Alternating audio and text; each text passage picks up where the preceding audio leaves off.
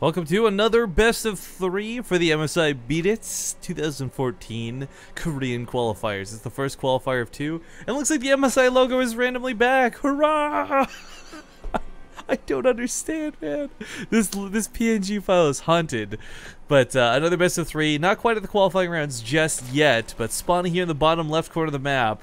It's gonna, of course, be the Red Zerg player from Startail. Give it up for life. Nipper right as the blue Terran. It's Gumiho. Is he on a team?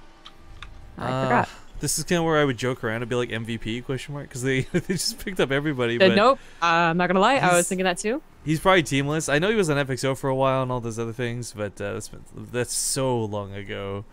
And that's kind of what I was alluding to, where we haven't seen Gumiho in quite some time. Oh, I forgot he used to play random. Right. I think he was like a borrow.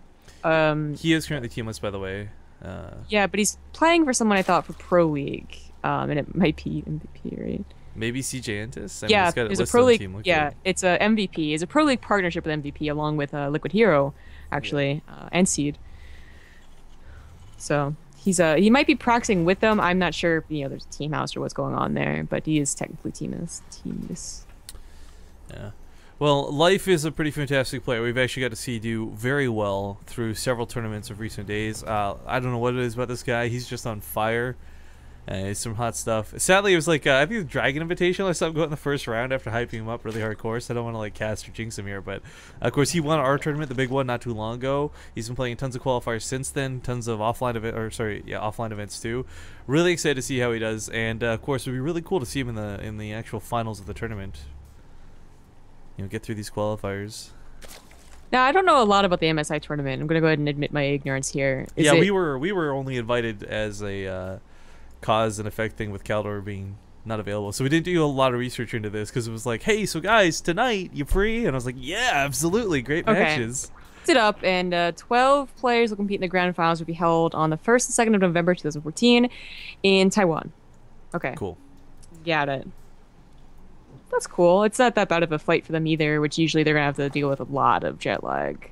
Yeah, I'm wondering too if it's an offline event and there's like a $26,000 prize pool, like why there's no WCS points associated with it. That's a good point. I'm pretty sure it fits the rules for at least some tier. Well, there's Premier and Challenger and whatnot. Nothing regarding specifically MSI, but it's just like in general, it feels like they handed out WCS points like candy this year. Like every event got some. Right? Yeah. They're going to change that, weren't they? Yeah. As part of the potential changes for next year, but I cannot answer that question. By the way, qualified players already are apparently Huck, Jim, Zikwa, and Uweg, and I can never pronounce this guy's name, right? Igas? Okay. The Gimli Terran. Yeah, I know exactly who he is, but that name just always trips me out. It's okay, I kind of feel like if you've got something cool to say behind it, like the Gimli Terran, it doesn't matter how you say the first part, because people are just going to pay attention to you calling him a dwarf with a beard and a battle axe. So, blah, blah, blah. The Gimli Terran. Exactly. Anyways, Life doing a pretty good job dealing with the Reaper so far. I'm actually surprised these Lings are trying to duck around it. Did Gumiho really not see those sneak out? Those were like cartoon sneaks, right? Like that was right in front of his face. He should have been chasing those, hunting them down, poking He's like them. the Metal Gear Solid guard. It was like, huh? What was that? Oh, probably nothing. Yeah, brink. Get a little exclamation mark above the head, but not that it's like too much danger. I mean, this is past the point where you kill the SCV. You can't exactly deny the command center. You might get a couple Marine kills, but yeah, he'll get the Marines unless Gumiho. Even if Gumiho's really paying attention, he should get the Marines.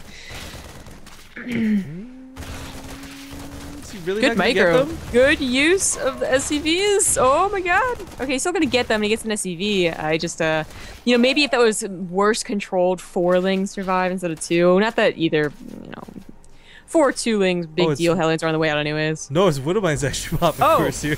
I was a bit taken back by that too. I'd actually click on the factory to confirm. Don't you dare waste the Widowmine hit on 1 Ling. Oh my god. Well, you could potentially kill an SCV here if Life does this correctly. Yup, exactly as predicted. Why is friendly fire so good? Okay, so that's 3 SCVs for 6 Lings. Perfect trade, really. Yeah. About it. So the Widowmines are a cool idea. Marines as well, let's not forget. That's true too. It's pretty important just because if he did have overloads in position, it'd be harder to kill with only 1 Marine, harder to get that scouting denied. And it is going to be Blue Flame Hellion. Blue Flame Hellion. Build we have not seen in a long, long time. This was a real like front door buster type move too. Like if your opponent doesn't have that full wall down, if life doesn't go for double evo chambers, holding this off, it doesn't matter how many queens you have. 2 Hellions, by the way. 6 drones dead?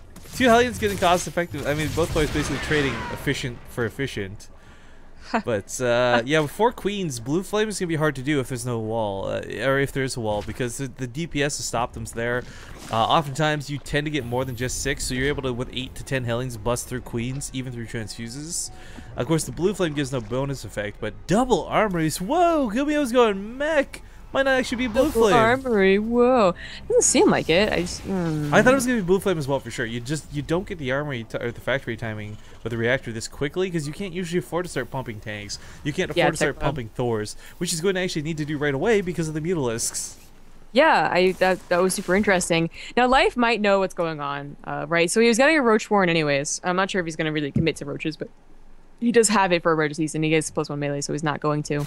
But he sees this kind of fast third gas, and no wall off too. Like, it was like the longest time to get a wall off. The Widowmines, I guess, were supposed to make up for that fact. It just seems like a really odd way to play, like opener. Oh, man, I love how Overgrowth doesn't let you supply deep a wall off properly. You need a bunker. Yeah. You need a bunker to make it pretty. My OCD goes off like nuts too when you see things like that. Like this gap, please. Oh god. Oh.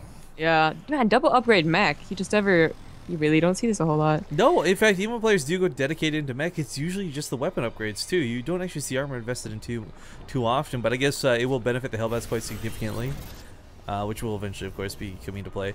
Whether he transforms these on the front lines to give it away or not, we'll have to wait and see. It's worth noting at the moment, Life just sees a lot of Hellions. He has not seen the second factory. In fact, he saw. Ooh, I didn't realize Gumiho faked him out.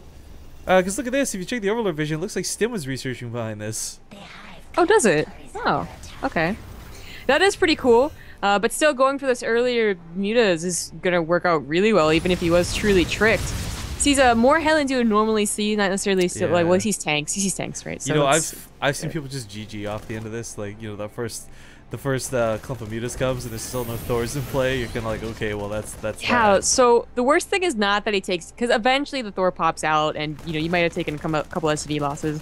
The worst thing is probably that he only has 2 Thors and they're still in the main when he took a third. So he has a lot of area to cover and not a lot to cover it with. Well, hold on. These Mutas press would have been better to have at home. Lots of Hellions to get through here.